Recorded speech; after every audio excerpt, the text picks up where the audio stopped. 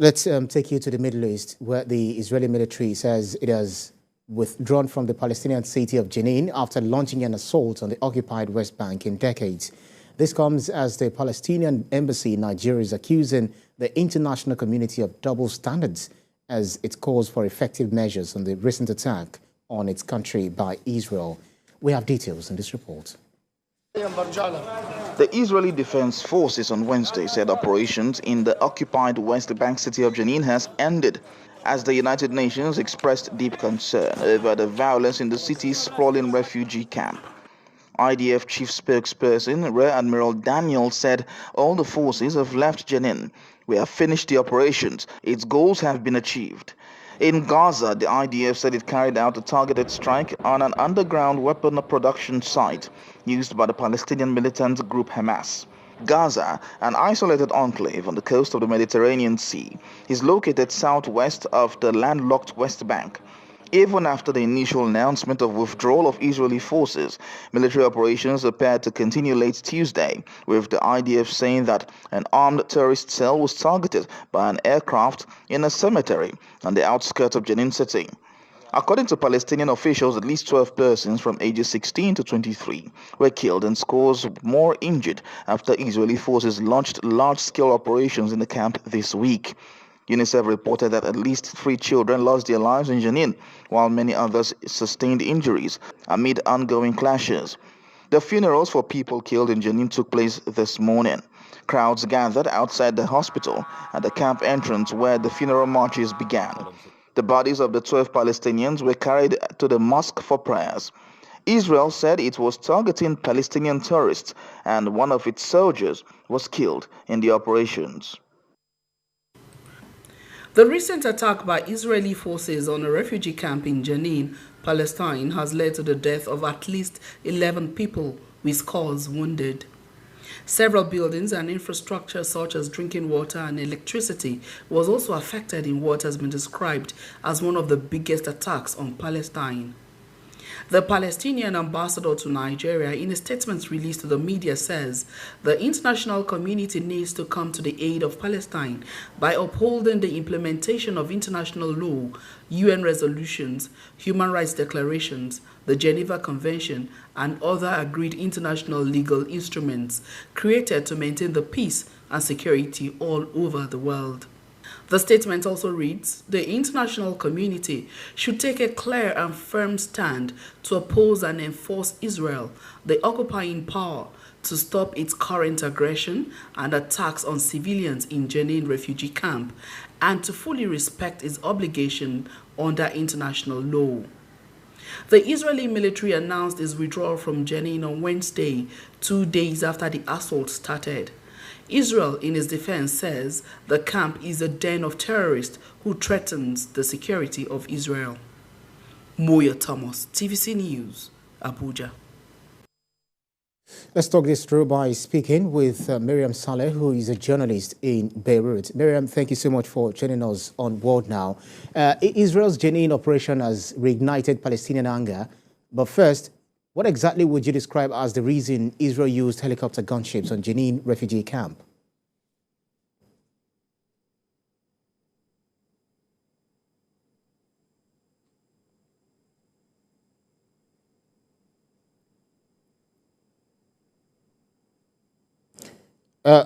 Mariam, looks like your microphone is muted. Could you unmute so we can hear you?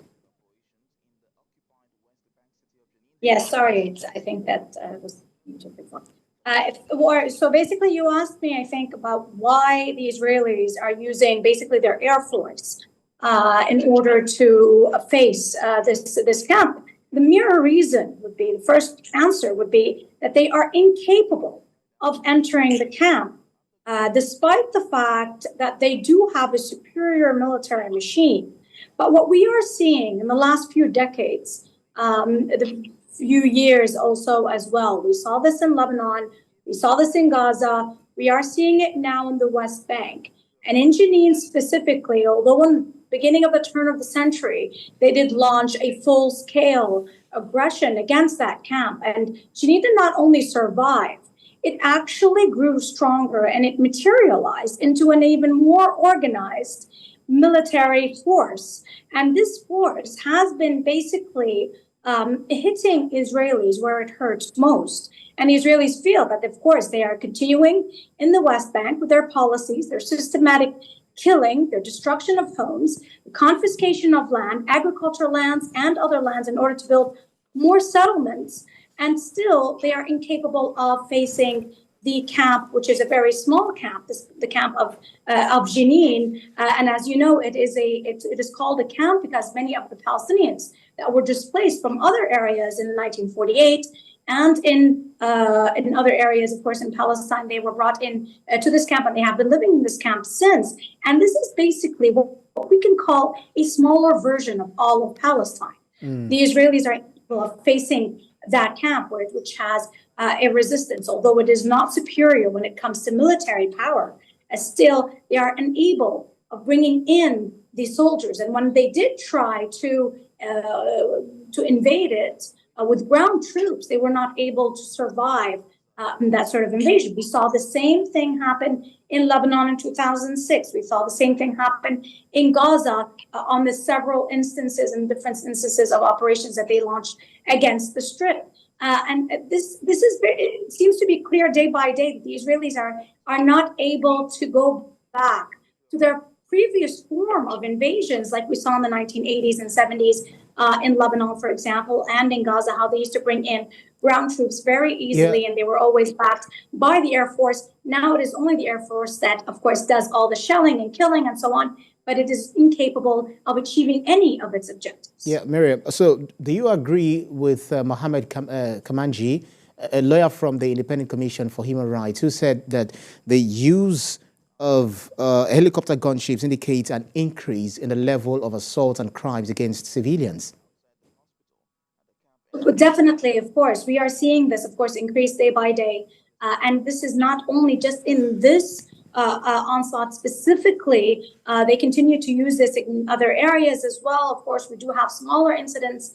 In addition to the systematic killing of women and children and the confiscation of lands, we saw this specifically in Jenin. And it was also in the beginning of the operation when they did not allow first the civilians to leave the camp, and then later on, of course, when they allowed some of the civilians to leave, we saw that increase. And still, when you see that, this is the Israeli form. This is how they do it. This is their practice. This is what we saw in Lebanon for decades.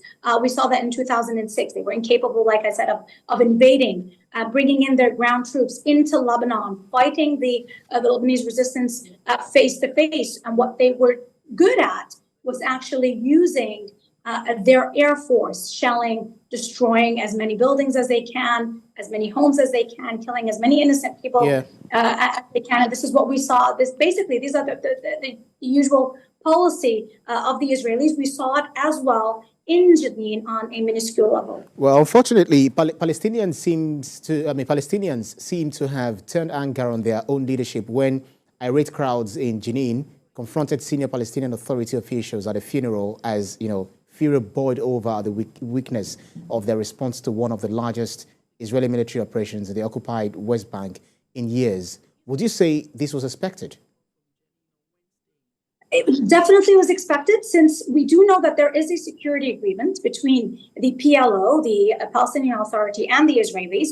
And what the Palestinians are really angry at is that this security agreement did nothing but protect the Israeli side, encourage the Israelis to confiscate more land, kill more people, and build more settlements. And at the same time, it was not protecting the civilians of Palestine, and it was not protecting the rights of the Palestinians. So I can say it is not only the Palestinian people, but even the PLO itself. And I think the Palestinian Authority itself, they have lost faith in all sorts of security agreements, and anything that is the so-called peace talks or Middle East talks that we had in the past. And I think that this will die down more and more, since we have the Oslo, we had the Madrid Accords. All those did gave nothing to the Palestinians. None of their rights have been achieved. Their call for an independent state has not been realized yet.